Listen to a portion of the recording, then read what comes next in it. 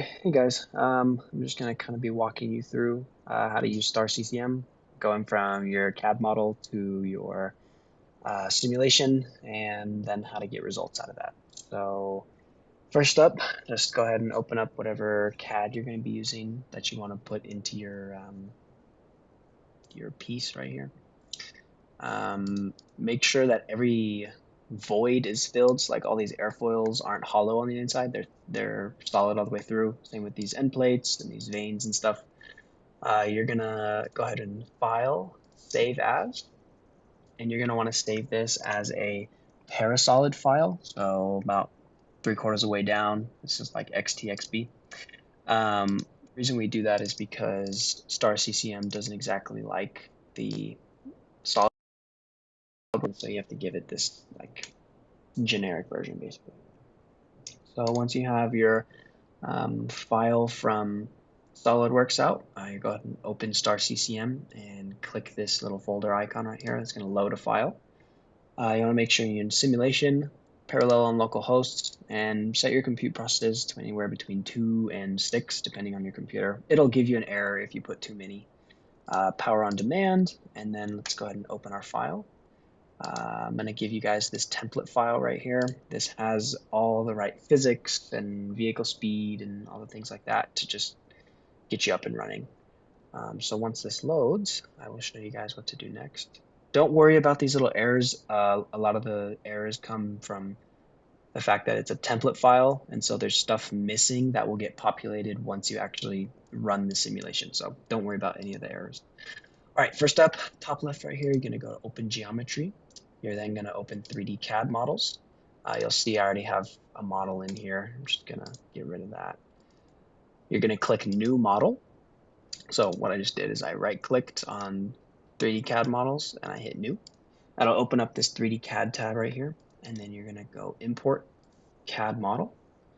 You're going to open your Parasolid file that you just imported. And what you're going to see is this big domain block.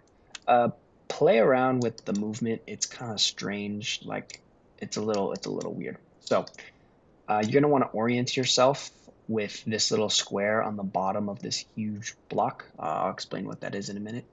From here, you're going to go to your Body Groups tab, expand that in the top left, and select all of your items. You're going to then right-click and go down to Transform, and then Rotate. And so basically what we're trying to do is get your piece to face in the negative X direction. So if you see this little like compass down here, X is pointing to the left, so we want the front of our airfoils to point in the right. And so basically all you're trying to do is just like rotate this around. The way that this rotate function works is this axis direction is the one that you're rotating about. So you put a 1 in whatever axis you want to rotate about. So I'm in the Z right now, and you can see it's rotating about the Z axis. So I rotate that 90 degrees, good. And just the way the program is, it doesn't like to do multiple rotates at a time. And so you kind of just got to go one at a time. So now I'm going to rotate in the Y direction. Negative 90 degrees. Perfect. Okay, so now we're facing the right way. And then select them all again. And this time you're going to go to Transform Translate. And you're just going to move it to this center line right here. And so the whole point of this is just to save on like compute power and processing time because of the fact that everything is usually mirrored in all of our stuff. You can just put half of it in, and then it's totally fine. Another thing is just make sure that, make sure your distance from the ground is correct. Let's see, there is a measure tool. Here it is. Look, it's this little ruler icon up at the top. And so basically you can just click on a surface and then click on the other surface, and you can see how far away it is. This is supposed to be about, oh my gosh, this is one of the downfalls of this thing. I'm supposed to be at about 0.044 meters away, like an inch and 3/4 is close enough. So once that is done, you're going to go back to your simulation. expand your 3D CAD model and body groups. Select all of these here, and then right click, new geometry part. Don't worry about any of these, it knows what to do. Hit OK. And there's that. So now what we're going to do is in this big tree right here, you're going to scroll down to scenes, open that up, and you're going to open the geometry scene. The way you do that is you just double click, and so you can see the geometry scene right here. Yours might not look like this because this is like a pre-generated from the last time I did it. So what you're going to do is you're going to go to scene and plot. So as you can see right now, highlighted is geometry after surface wrap. What you're going to want to do is double click to get rid of that, and then geometry before surface wrap. Once you do that, you're going to click the parts folder. Don't click the drop down, click the folder, and then right here, click these three dots. Open up the parts and then select all the bodies right here from like your CAD. And then what you're going to want to make sure you also have selected is in this original files and Chris Penny's car is this domain. The domain is that big block that surrounds everything that you're actually simulating as your world. So once all those are selected, you'll see it pop up here. Now, the way this works is you have to do 2 sets of tagging. And what tagging does is it just tells the program what each of your parts is. That way it can mesh it correctly. So what you want to do before you start doing any tags is up at the top right, click this little like stair step with a pink side on it and uncheck anything that's not surfaces. So you just only want surfaces. That way you're not grabbing like lines and sketches and things like that. So click on one of your parts, right click, and down in the middle is tags. Go ahead and add existing. Now this is going to be wing front 1 because it's the first wing in the front. These 2 are going to be wing front 2. And the end plate is going to be wing front 1 end plate. And now, so if you look in these tags right here, there's everything, right? There's enough for a full car simulation. And I'll send you that video as well, but this is kind of just to get you started, just to get some basic CFD numbers, like for quick results. Once that's done right there, what you're going to do is you're going to head back to the simulation tab. You're going to see a lot of things open. Just kind of close a bunch of them and open up the operations.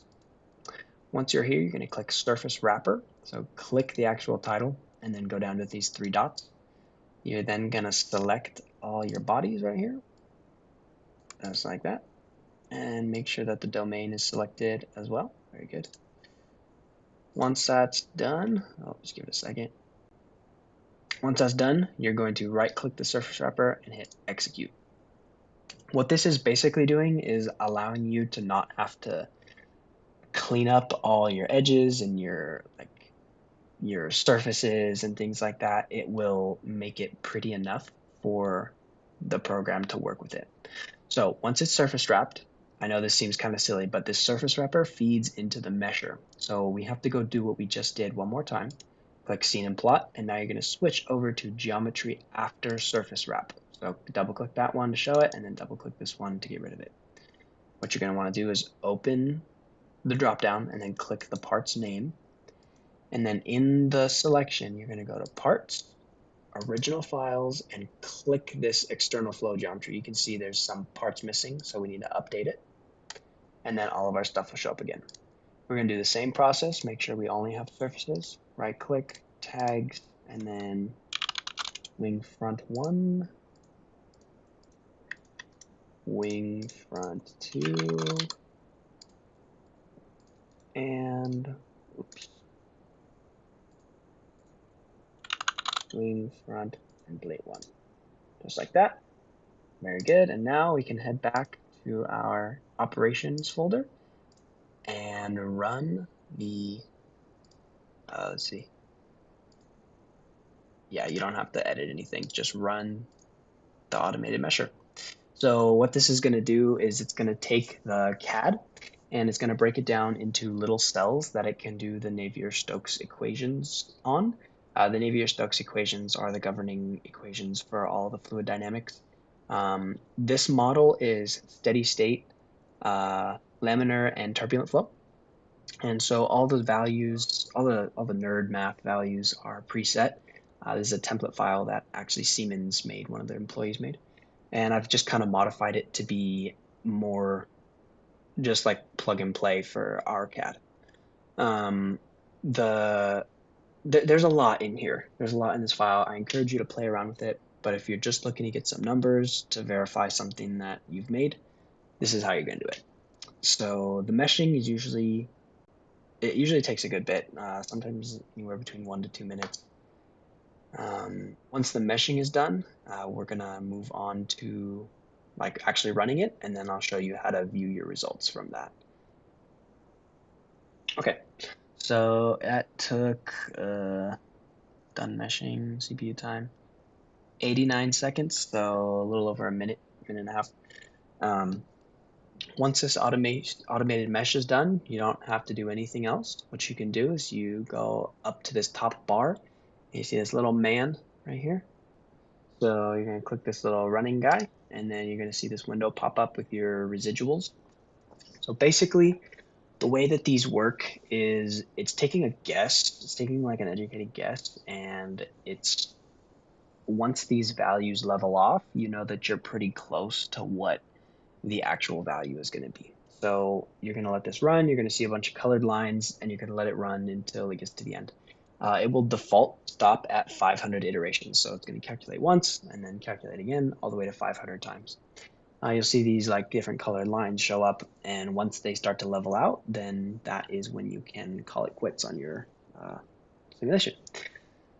So just for the sake of time, I'm going to stop this simulation and open up one that I've already run. Okay, so once it's run, you're going to head down to the Scenes tab and the Reports tab. Now, these are the two areas that I'm expecting you guys to be in the most, because this is kind of where all your relevant information is. So to see downforce, if you're looking at wings and stuff like that, go ahead and I like to see the pressure coefficients. It kind of just gives you a good idea of where your downforce is being made. So in order to see anything, you just double click on it. It's going to open the scene for me. So right here you can see I have some streamlines enabled as well as the pressure. So you see this nice, beautiful low pressure zone at the bottom, some high pressure on top, and some distributed pressure on these secondary elements. Now, there's a lot actually in these files. So if you want to see more, go to your tree right here and open up your scene. You can see these are all the views that it can give you. Play around with this, double click them all. That's what I did. It was a lot of fun. You can see I can turn the streamlines off. I can turn on, let's see, force vectors. So it'll show you like where the forces are pulling. So like this is actually pretty sweet. You can see some nice some downforce is actually getting generated here. Bulk of our downforce is generated in the middle, and then there's some, stragglers everywhere else. It's really nice to be able to visualize, so just go through, click them all, honestly. You'll be better for it. Next is to get actual numbers. You can go to your reports folder. So most of the numbers that I use are in downforce and drag. So I can get my coefficient of lift. All you have to do to run it is double click, and then it'll give you a report in this little output tab. So coefficient lift 7.67, downforce number. Just remember that these numbers are not, these are for half the car. So right now the front wing is actually making 50 pounds of downforce, not 25. You just have to do that for all your numbers. I'm not sure about the coefficient of lift. I will get back to you guys on that. That might already be like referenced back to everything. You can also get the frontal area of whatever you're working on, and so like just play around with it. Honestly, that's what I would suggest. Play around with it. Get a feel for like where everything is and what all the scenes look like and how you can use it to your advantage.